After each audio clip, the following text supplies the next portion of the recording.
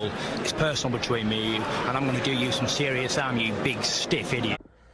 All right, so this is the official road to Inoue versus Nery. It's going to be a great fight at the Tokyo Dome. First fight at the Tokyo Dome since 1990, back when Mike Tyson was fighting. So it's big time stuff going on in Japan. But let's talk about just some of the things the Monster said recently. He had some comments regarding, some of the things that are going to be handled with the fight, going into the fight. In regards to Nery, Nery has a history with, just unprofessionalism, missing weight, testing positive for banned substances, not substance, but substances. So obviously, with them lifting the ban from to come back to Japan, they're gonna want Nery to be on a quote unquote even playing field, right? And in a way, in this interview, here's what he said about Nery and just him drug testing going into the fight. Inoue stated the following, and I quote, "I'm going to be very strict about doping. I've been talking to the president of the gym I belong to, Hideki Ohashi, and I would like Nery to take the test once a week." So Naoya Inoue, he's been possessed by the spirit of John Pascal. Remember when John Pascal fought Bernard Hopkins and he was like, "Take the test, Bernard, take the test for the fans, Bernard," But look, that's where we're at. That's what he's saying. Now, look, just to be fair here. Now, look, he has that history. He has that history of, failing drug tests and whatnot.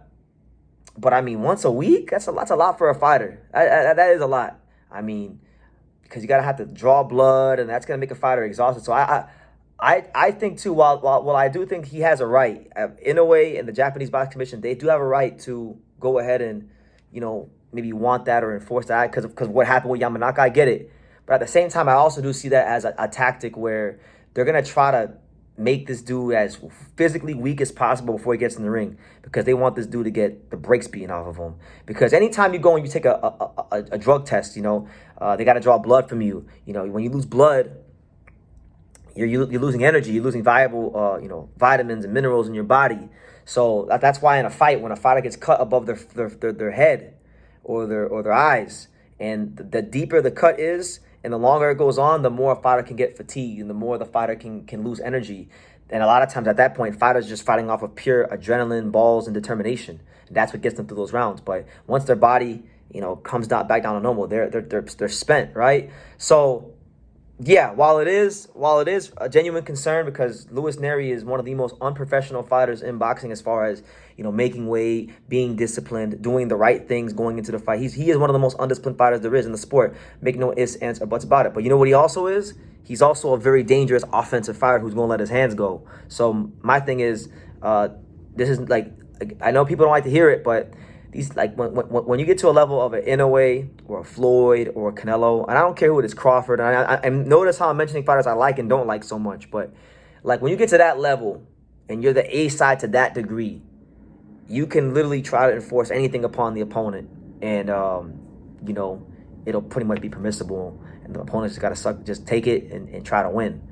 So this is just, in a way, no different here. But the gripe he does have, and I will give him this, and I will give the Japanese Boxing Commission this, is that this dude, probably if he didn't do this, maybe who knows what he would do, because he's like, that's how he is, right? So I'm looking forward to seeing if this is going to be an issue from Nery. I'm not sure if Nery responded to it yet. I'll be looking out to see what Nery's response is to this.